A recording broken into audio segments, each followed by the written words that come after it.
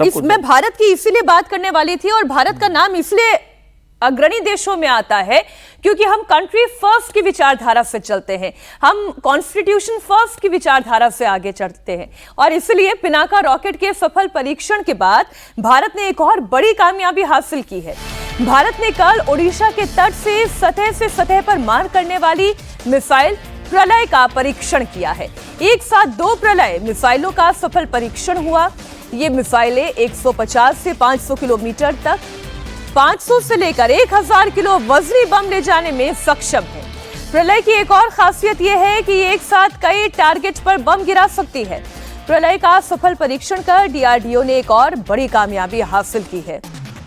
मतलब सर, दिल्ली से चले मिसाइल तो पाकिस्तान के कौन से कोने तक जा सकती है? भाई 500 किलोमीटर अगर है तो दिल्ली से मतलब लाहौर तक तो काम हो जाएगा। लाहौर तक चली जाएगी। तो दिल्ली से चलाने की कहाँ जरूरत कहाँ है? वो तो सीमा से चला दे, इस्लामाबाद चला जाएगा। कैसे बात नहीं, फिर तो पेशावर तक चला जाएगा। वहां से अमृतसर से लाहौर की दूरी कितनी है वो तो अलग बात है। देखो, इसका जो है ये यूजर इवोल्यूशन है। मतलब अब ये मिसाइल बन गया है, अब ये जो परीक्षण है वो है कि इसको सेना अब अपने उपयोग में ला सकती है। ये मिसाइल का केवल परीक्षण नहीं है, यूजर इवोल्यूशन इसको बोलते हैं। इसकी जो खासियत है कि एक ही लॉन्चर से एक साथ 2 मिसाइल निकल रहे हैं, एक साथ 2 निकल रहे हैं और ये सॉलिड प्रोपेलेंट वाला है। ये इसमें जो है ना, ये नहीं कि युद्ध के मैदान में और फिर उसमें भरो, वो नहीं है। ये पहले के साथ जा रहा है। तो एक मिसाइल को तो दुश्मन रोक सकता है, लेकिन एक लॉन्चर से अगर 2 मिसाइल इतने 350 से लेके 1000-1500 किलोमीटर, मतलब आप सोचो ना, इतने भारी बोझ लेके अगर जा रहा है तो ये एक स्पेशल भारत ने बना के और ये कर देगा। इसलिए नाम इसका प्रलय रखा गया।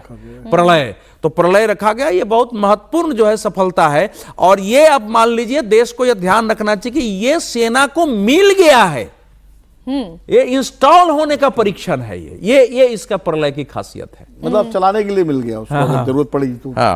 मतलब जैसलमेर से अगर बॉर्डर से हम चलाएं तो पाकिस्तान को नाप के आ जाएगा। यूजर इवैल्यूएशन ट्रायल्स बोलते हैं। User evaluation trial. देखिए, ये बड़ी सफलता है और मुझे लगता है कि डीआरडीओ को कई बार लोग कहते हैं कि साहब डीआरडीओ बेकार है, कुछ नहीं कर रहा। डीआरडीओ बड़े हमले भी होते हैं, लेकिन फिर भी उसके बावजूद डीआरडीओ जो है ने अगर इस तरह का तकनीक विकसित की है और ये हाल के सालों में तो डीआरडीओ ने कमाल किया है। डीआरडीओ ने बहुत काम किया है, इसलिए डीआरडीओ पर उंगली उठाना मुझे लगता ठीक नहीं है। ठीक है, कुछ कमियां बेसियां रहती हैं, हर जगह हर संस्थान में रहती है, लेकिन डीआरडीओ की सफलताओं को, उपलब्धियों को हम नजरअंदाज नहीं करते। और सर, कमी भी उन्हीं की निकलती है जो काम करते हैं।